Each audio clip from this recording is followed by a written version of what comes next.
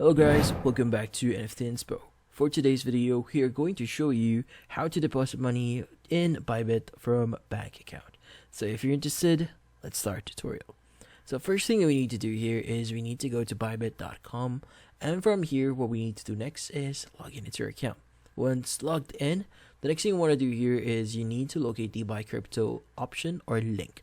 So usually it's located at the top section here. It's just located at the top left. And from here, when you hover over it, choose the option here that says fiat deposit. So go ahead and click on it. Now, once you've done that, you should be able to see the following options. Now, in this case, fiat deposit actually means that you are depositing funds into your account. Now, in this case, you need to choose your currency. So currently, I have GBP here, but if you want to use USD here or ARS or BRL, you can go ahead and choose that. And from here, you just need to choose whatever method that they have. So currently, they have easy bank payment here, Advat, Cash Wallet, and Zen.com. Now, depending on what currency you choose here, you'll be able to basically deposit money into your account. Now, in this case, just click on continue once you fill out all necessary details. And from here, it's going to ask you to first verify yourself if you haven't verified yourself.